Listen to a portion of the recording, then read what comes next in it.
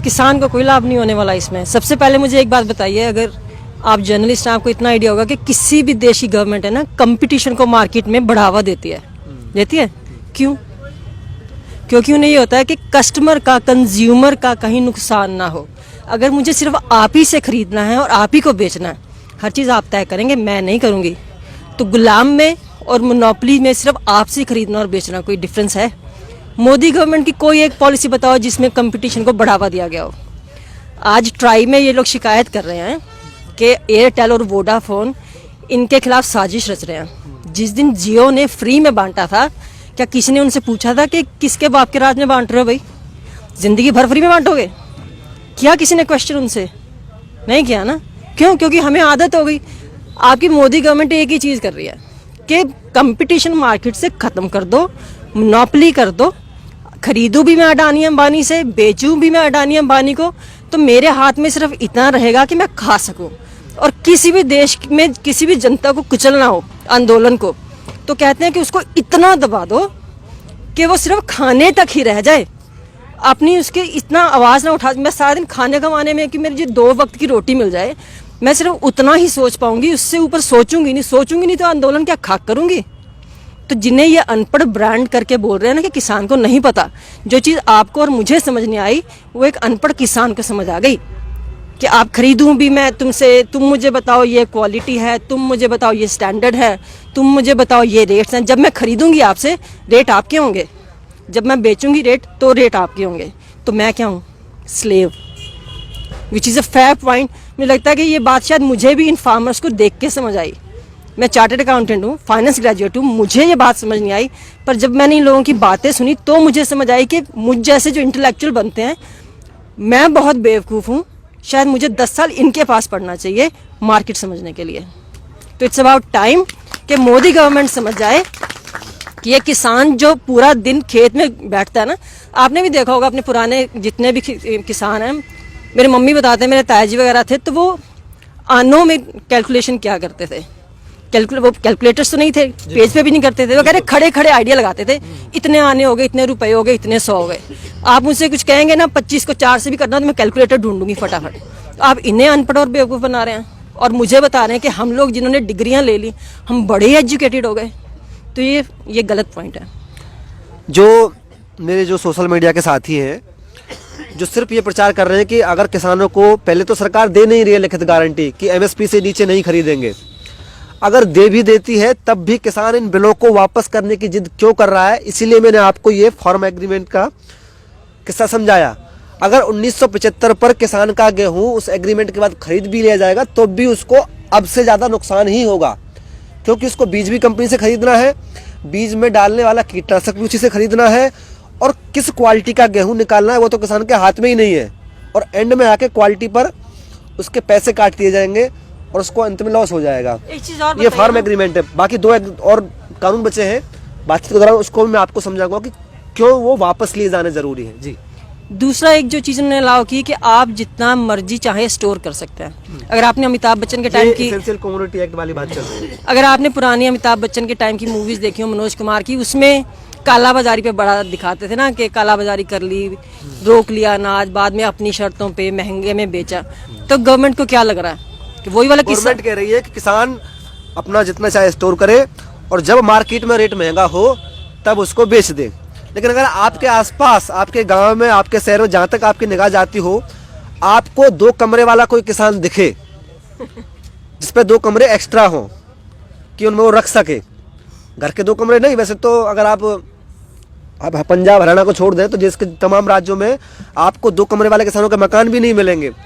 एक ही कमरे के मकान होते हैं जिसमें स्टोर भी करना है। घर में 4 लोग रहते हैं, बच्चे आंगन में सोते हैं, बाहर चारपाई पे नहीं, जमीन पर। तो स्टोर किसान नहीं कर सकता है।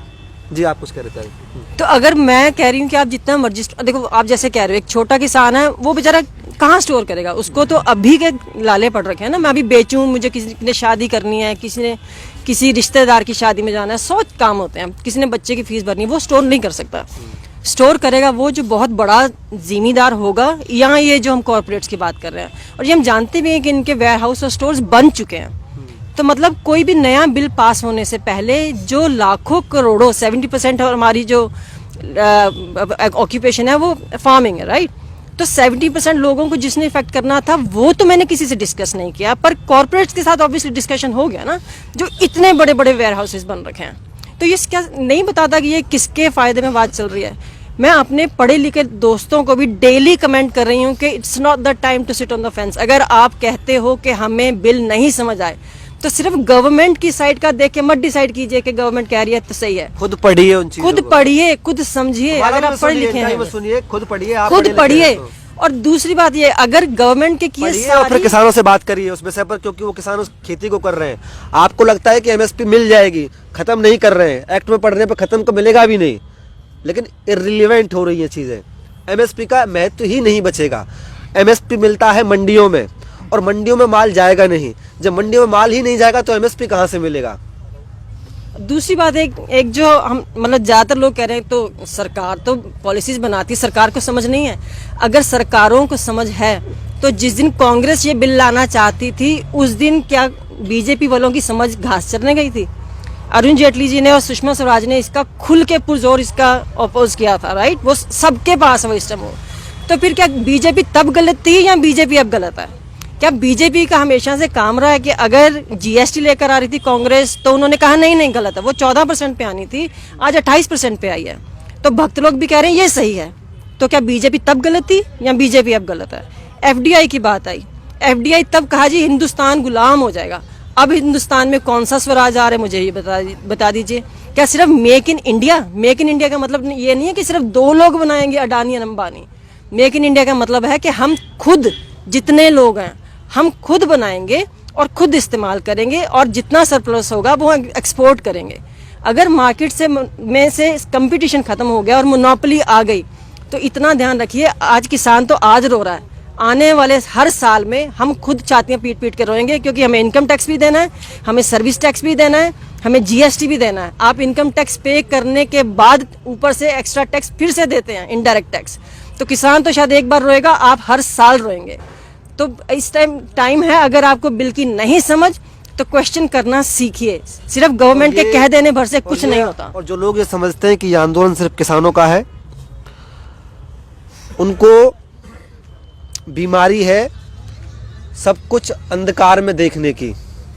वो नहीं देख पाते हैं अपने आसपास के उस कोहरे को जो उनकी समझ में लग गया है, और ना देख पाते हैं उस शोर को जो हर रोज ट्रैफिक की आवाज़ में कहीं दब रहा है, किसानों की वो आवाज़।